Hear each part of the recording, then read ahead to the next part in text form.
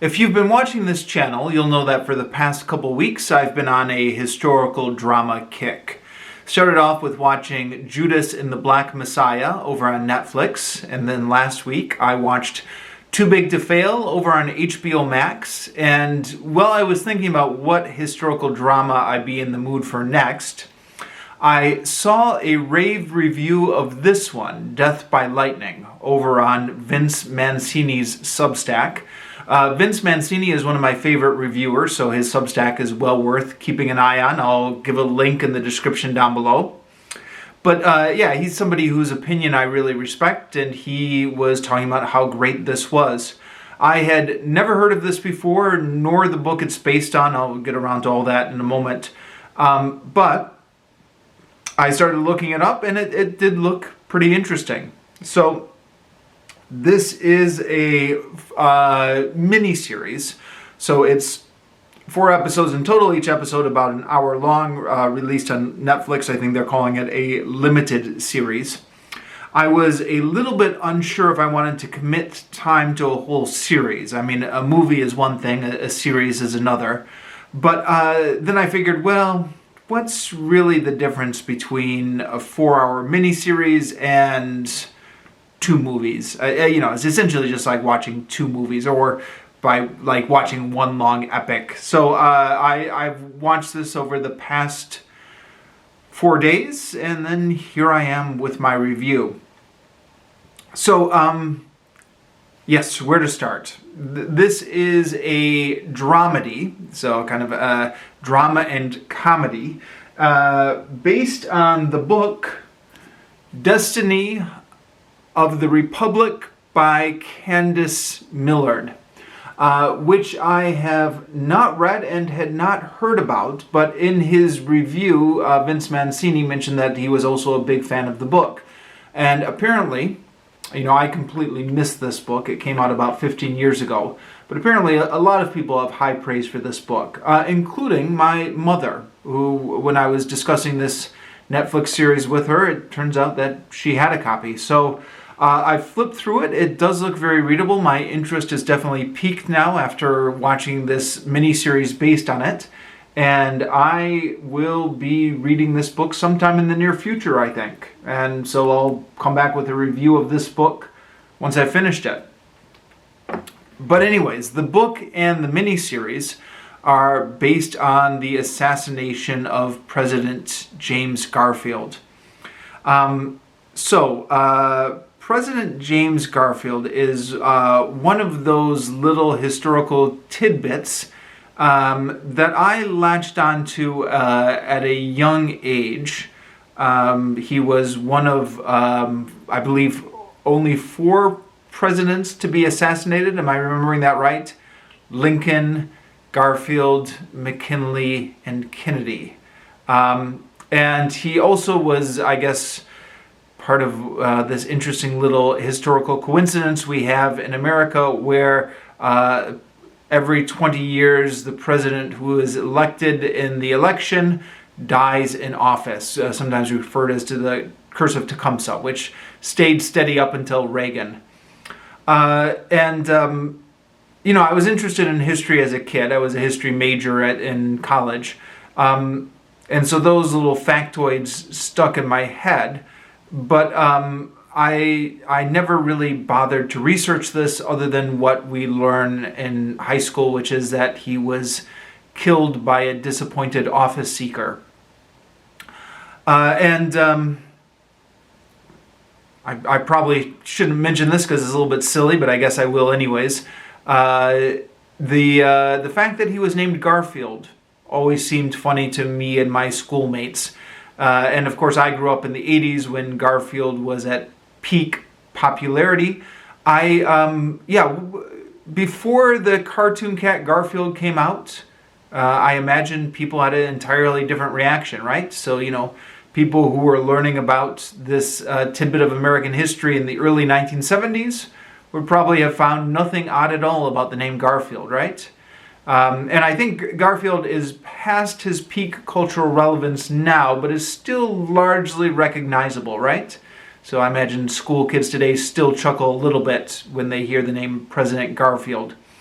And that is maybe a little bit unfortunate because it is a tragic story and a story that has some seriousness to it.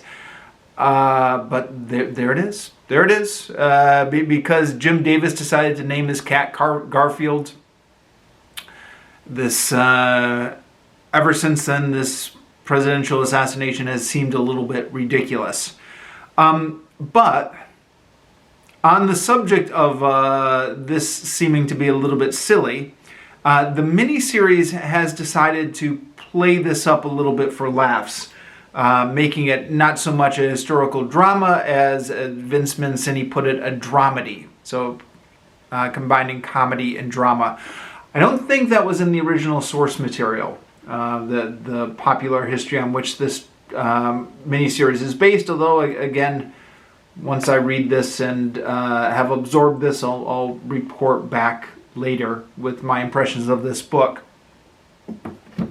But somebody decided that this would make a good, not only a good historical drama, but there are a lot of comedic elements in it as well. And indeed, there are some comedic elements. So one of the, right from the beginning, the fact that this president was shot by this disappointed office seeker with delusions of grandeur.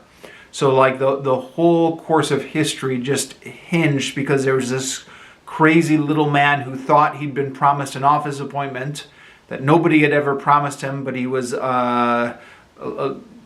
crazy. That has kind of a dark, morbid, but kind of a dark comedic tone to it, right? Or possibilities.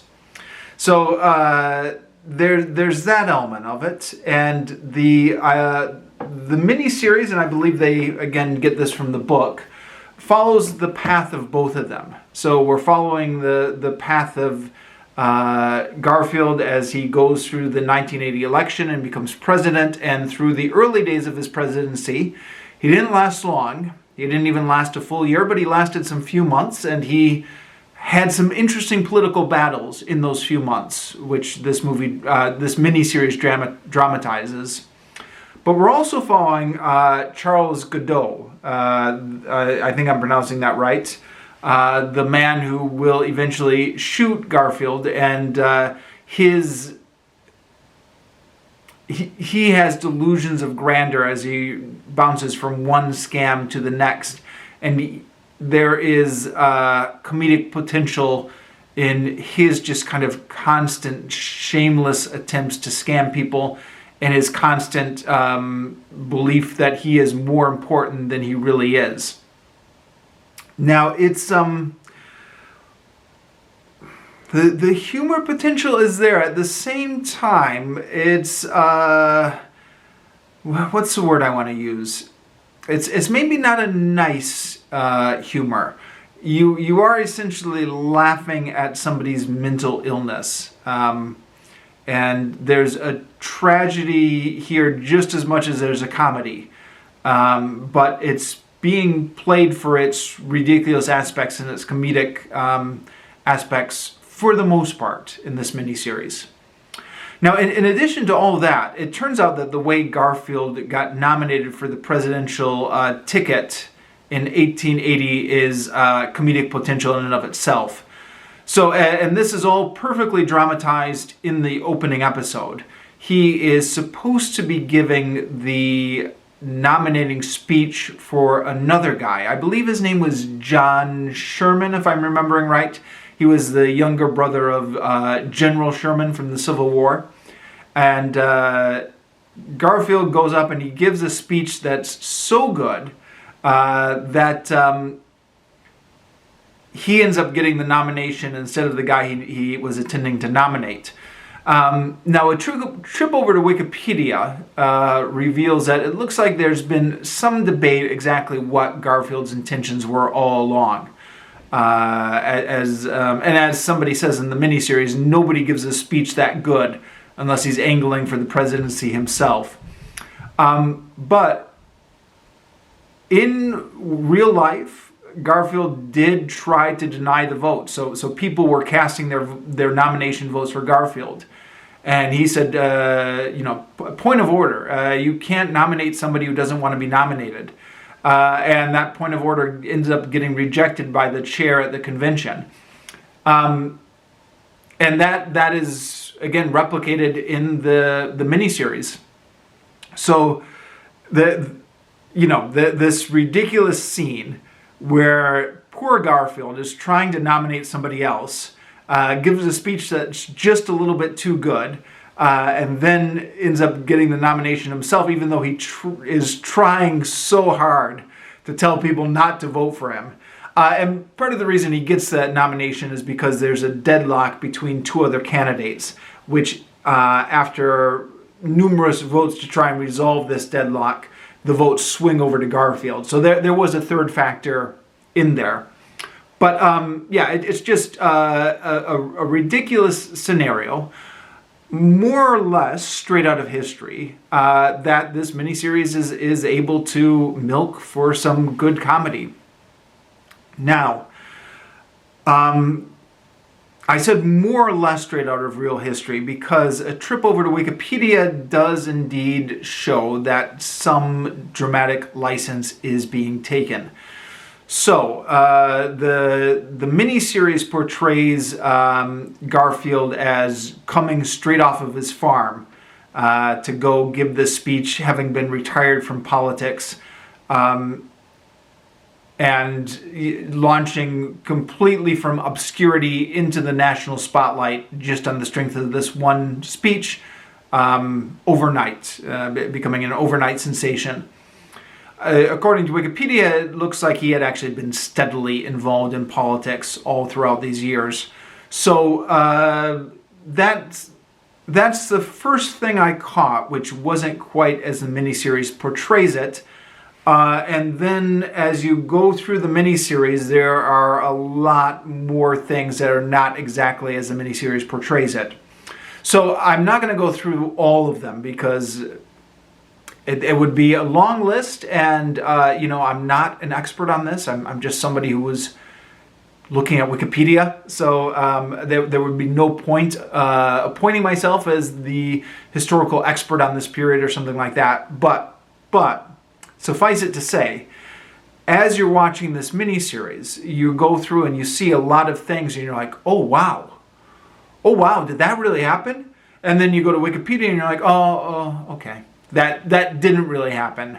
There was an event that was loosely inspiring this event over here, but it was nowhere near as dramatic or as comedic or as scandalous as the miniseries is making out most of the time. Of course, every now and again, it's like, oh wow, that did really happen. You know how these historical dramas go. It's a mixture of fact and fiction. And as with any of them, it's a little bit hard to talk about how historically accurate it is in any sort of meaningful quantitative measure. Some stuff is not accurate. Some stuff is accurate. How does it fall out? I've seen other reviewers on YouTube praise this for its historical accuracy. Some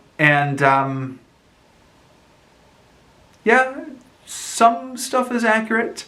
Some of the stuff that wasn't accurate was inspired by other stuff that was accurate. I don't know. It's a judgment call. I'm going to call this, just based on my Wikipedia research, mind you, I'm not an expert, but my impression is not terribly accurate, but inspired by real history. I'm going to call that my summation on the accuracy of this. Nonetheless, interesting to watch. And as always with these things, they do get you interested in the real history. So, this plus the time I spent on Wikipedia, plus it got me interested in the book, which I do plan to read. I've got a couple other books I'm working my way through now, but as soon as I get a spot in my reading list, I plan to tackle this one. So, in that respect, it does act as an introduction to the history. It's got a great cast as well. Michael Shannon as James Garfield, who does a brilliant job of playing the character straight while having kind of a mad little gleam in his eyes. Matthew Macfadyen as his assassin Charles Guiteau, who I have not seen in anything else, at least that I remember, but who does a great job playing this guy as an overconfident, delusional scam man. And then Nick Offerman from Parks and Recreations, right? He was the guy who played, infamously played Ron on Parks and Recreations, is playing Chester A. Arthur. And Nick Offerman does a great job in this. I watched one YouTube reviewer say he steals every scene he's in. And yeah, I think that's essentially true. Who knew that Chester A. Arthur was such a character? But as it's portrayed in this movie, Chester A. Arthur has a redemption arc from somebody who has been part of the corrupt machinery of the party to somebody who gets converted over to Garfield's side with the reforms. And it's a lot of comedic moments along the way, but it works great. And then Bradley Whitford, who's, I don't think he's terribly famous, but I remember him from playing Josh Lyman on The West Wing way back when. And since then, I haven't seen him in a lot of stuff, but everything I've seen him in, I really like him in. I really like his style. And he plays James Blaine, who is somebody I never heard of before, but again, a little trip over to Wikipedia reveals that he was a major politician during the period, somebody who almost became president but didn't. He plays it great. And, Bradley Whitford is the perfect guy for a dramedy. Somebody who can say stuff straight, but just has a little bit of an ironic look in his face or kind of his ironic nod of the head. He is perfectly cast in this. As Vince Mancini said over on his Substack, whoever was a casting director on this deserves a raise because they fit these perfectly.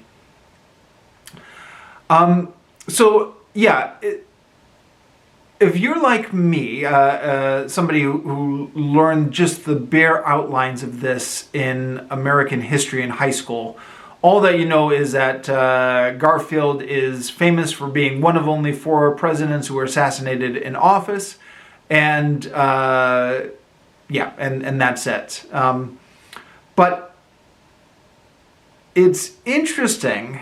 I had no idea about this. He was on the cusp of a controversial reform movement to try and clean up government, which ended up battling against factions within his own party who did not want to clean up government, represented as Roscoe Conkling in this miniseries.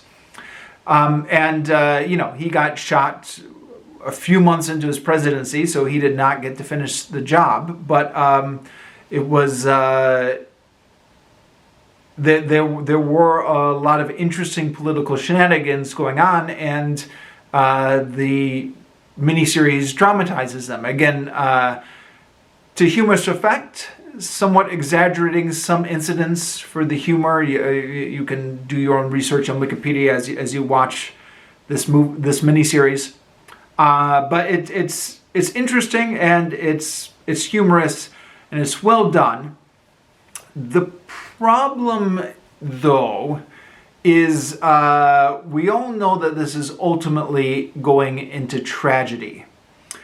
Now, again, as I said at the beginning of this review, the fact that Garfield gets assassinated by a delusional, disappointed office seeker and the course of history ends up churning on just these fanatical delusions is morbidly humorous, but by the time we get to that point, we spent so much time with these characters and we've come to care about Garfield and his family, and this isn't an accident. The miniseries is making us care about them because you're going to spend 4 hours with these characters. They can't just be one-note comedic notes. You do have to humanize them, and we do see Garfield and his devotion to his family and his relationship with his wife and his children and all of this. For him to die in the fourth episode is it's a bit of a downer, and in my mind it maybe calls into question the whole idea of doing this as a comedy, because then we've got, I don't know, once we got to Garfield being shot, and the thing is, if you didn't know it already, and I either didn't know this or I had forgotten about this, the bullet actually didn't kill Garfield. It was a medical malpractice which killed him. So he would have survived the bullet were it not for the doctors poking and prodding at him and trying to get that bullet out with unclean surgical instruments, which makes for some scenes in this miniseries that you wouldn't want to watch while you were eating breakfast. Let's put it that way. Yeah, that ends up giving it a long, dragged out death, which takes about maybe 30 minutes. And then there's, I guess, perhaps equally the tragedy of Godot, who, the man who shot Garfield, who is just obviously insane. And yeah, you know, you can't help but feel bad that he didn't get the help he needed. Although, yeah, what to do with these type of people was it is still an ongoing problem for society. So, you know, a difficult question, of course. But yeah, just that whole downer of the last episode, I think, both drags things down. So when I mean, I was enjoying the comedic moments and the political scandals so much. I was like, oh, I hope we have more time before we get to the assassination. I just want to see more political shenanigans going on. But then, of course, he does get shot with about 40 minutes left to go in the final episode. And then you're like, okay, all right, well, here we are. Time for the downer ending that we all knew was coming eventually. And then it is just kind of a downer of the last 40 minutes. Well acted, and again, Nick Offerman is able to steal the spotlight with his redemption arc when he finally kind of announces that he's changing his ways once he realizes that he's becoming president. Yeah, I think it's an open question whether this whole thing works as a kind of a comedy, given the fact that it's got a tragic ending and given the fact that they want us to take our characters seriously. But it's definitely got moments at work. I mean, if you forget about the ending and you just kind of focus on those humorous moments that are going until we lead up to that ending. You know, if you were to just kind of turn it off the moment Garfield gets shot and say, okay, I'm just going to skip the last 40 minutes, then it would work quite well as a dramedy. I don't know. I admittedly do seem to be in the minority on this because everybody else loves this miniseries, and I guess everyone else feels that the emotional payoff of the last 40 minutes of the last episode was earned, I guess. So let me know what you thought about it. It's definitely interesting, though. I mean, if you like historical dramas, and again, some stuff is exaggerated here, but it's a great introduction to a period that I think many of us know nothing about. And I am definitely looking forward to reading the book next.